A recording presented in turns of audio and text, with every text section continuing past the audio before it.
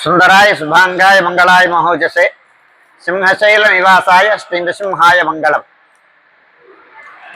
శ్రీ శ్రీ శ్రీ వరాహలక్ష్మీ నృసింహప్రభు నిజరూప దర్శనం ఎప్పుడా ఎప్పుడా అని ఎదురు చూస్తున్నటువంటి భక్తజనులందరికీ ఆ భాగ్యాన్ని సేవించాల్సినటువంటి అద్భుతమైనటువంటి సన్నివేశం తరుణం ఆసన్నమవుతోంది.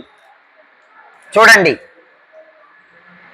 వైశాఖ శుద్ధ తృతీయ అంటే ఈ నెల ఏప్రిల్ 20వ తారీఖు ఉదయం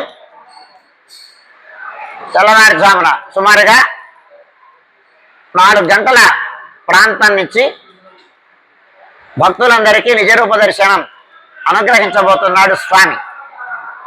19వ తేదీ తెల్లవారితే 20 అనగా 1 గంటకు సుప్రభాతమైన తర్వాత విశ్వక్సేనారాధనం, పుణ్యావచనం అయిన తర్వాత పరిషత్ విజ్ఞాపనం, ఋత్విగ్వరణం అయిన తర్వాత పంచకలశ ఆవాహనం, ఆరాధనం అయిన తర్వాత ప్రధానాలయంలోకి స్వామి సన్నిధికి చేరి అక్కడ స్వామికి అనుజ్ఞ తీసుకొని చందనోత్తరణం అయిన తర్వాత పంచకలశ స్నపన తిరుమంజనం అయిన తర్వాత స్వామికి అలంకారం, ఆరాధనం, శీతల ఉపచార సమర్పణం, మంగళ నీరాజనం జరుగుతుంది. ఈ కార్యక్రమం అంతా సుమారుగా 1 గంటల నుంచి 3-3:30 గంటల వరకు ఈ కార్యక్రమం జరుగుతుంది. సుమారు 3-3:30 గంటల ప్రాంతంలో ఆనువంశిక ధర్మకర్తలైనటువంటి మహారాజా వారి కుటుంబం ప్రథమ దర్శనం జరుగుతుంది. వారి దర్శనమైన తర్వాత విశిష్ట అతిథుల దర్శనం, అదైన తర్వాత దానితో సమాంతరంగా సుమారుగా 4 గంటల ప్రాంతం నుంచి సామాన్య భక్తుల దర్శనం కొనసాగుతుంది. ఈ కార్యక్రమం అంతా సుమారు సాయంకాలం 7 గంటల వరకు జరుగుతుంది. సాయంత్రం 7 గంటల ప్రాంతంలో ప్రవేశ ముఖద్వారాలన్నీ నిలుపుదల చేసి ఆ సమయానికి ఆ ప్రాంగణంలో ఉండేటువంటి భక్తుల దర్శనాన్ని పూర్తి చేయడం జరుగుతుంది.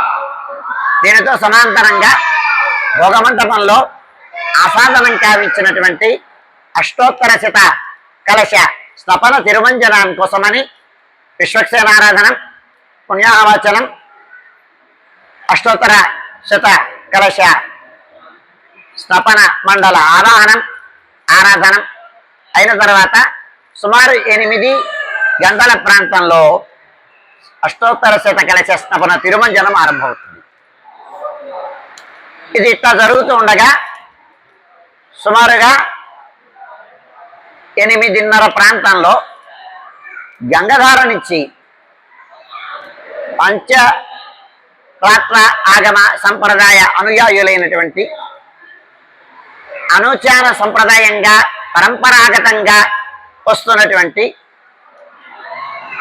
ద్రావిడ శ్రీ వైష్ణవ సంప్రదాయానికి చెందినటువంటి శ్రీ వైష్ణవ స్వాములు గంగధార తీర్థాన్ని సేకరించి అక్కడి నుంచి వేంచేపు చేసుకొని ధౌతవస్త్రధారులై, ఊర్ధ్వపుండ్ర ధారులై మంత్రరత్నానుసంధాన ధ్వానం చేస్తూ వారు గోష్ఠిగా వేయించేస్తారు. సహస్ర ఘట అభిషేకం జరుగుతుంది. ఈ సహస్ర ఘట అభిషేకం పూర్తయిన తర్వాత సుమారు 11-11:30 గంటల ప్రాంతంలో ఆలయంలో ఉండేటువంటి ఏర్పరిచినటువంటి ఆ క్యూ పరికరాలన్నిటినీ తొలగించి ఆలయ శుద్ధి కావించి తర్వాత గంగధార దగ్గర నుంచి ఈ గోష్ఠితో పూర్ణ కలశం వేంచేపు చేసుకురావడం జరుగుతుంది. 11:30-12 గంటల ప్రాంతాల్లో అయిన తర్వాత బెడా ప్రదక్షిణ పూర్వకంగా ఆస్థాన మండపంలోకి చేరించిన తర్వాత పూర్ణ కలశంకి ఉపచార సమర్పణం అయిన తర్వాత ఈ పూర్ణకుంభ అభిషేకం జరుగుతుంది స్వామివారి. ఇది అయిన తర్వాత ఆరాధనం, అలంకరణం, విశేష ఆరాధనం, శీతలోపచార సమర్పణం, మంగళాశాసనం సుమారుగా 1 గంట ప్రాంతంలో ఇది పూర్తవుతుంది. అది అయిన తర్వాత 1 గంట ప్రాంతంలో స్వామికి చందన సమర్పణం, తొలి విడత చందన సమర్పణం జరుగుతుంది. చందన సమర్పణం అయిన తర్వాత ఆనాటి అంటే వైశాఖ శుద్ధ తదియ నాటి ఆరాధనం, ఉదయం ఆరాధనం, మాధ్యాహ్నిక ఆరాధనం, రాత్రి అవసరం 3 ఆరాధనలు సమర్పించి బాలభోగం, రాజభోగం, రాత్రి అవసరం నివేదనం, తిరునక్షత్ర సేవాకాలం అయిన తర్వాత చాతుమర గోష్ఠి, మంగళాశాస్త్రం, తీర్థ వినియోగం జరుగుతాయి.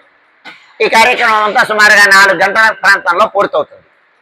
4 గంటల ప్రాంతంలో స్వామివారికి పౌడింపు సమర్పించి ఏకాంత సేవ కవాట బంధనంతో ఈనాటి కార్యక్రమం సుసంపన్నమవుతుంది. ఇది చాలా అబ్బురమైన సన్నివేశం, ఏటికొక్కనాడు లభించేటువంటి భాగ్యం. అందుచేత రండి, స్వామిని సేవించండి, సంయమనం పాటించండి. ఏటికొక్కనాడు జరిగేటువంటి దర్శనం అహమహమికతో చేస్తాం. ఏ రకమైనటువంటి ఉద్విగ్నాలకి, ఉద్వేగాలకి లోను కాకుండా ప్రశాంతమైన వాతావరణంలో అందరూ సేవించడానికి తగిన రీతిలో ఒకసారి సేవించిన వాళ్ళు మళ్ళీ మళ్ళీ రావాలని అనుకోకుండా అందరికీ ఈ భాగ్యాన్ని కల్పిస్తే ఏకస్వాదుల భుంజిత అని చెప్తుంది శాస్త్రం. మంచి అనుభవాన్ని 10 మందికి పంచితే ఆ పుణ్యంలో మనం కూడా భాగస్వాములు అవుతాం. అంచేత ఈ అవకాశాన్ని 10 మందికి ఇవ్వండి, స్వామిని సేవించండి. ఎన్నాళ్లకు నీవర ప్రభుడు అని ఆయన దర్శనం ఎప్పుడవుతుందో అని ఎదురు చూస్తున్నారు.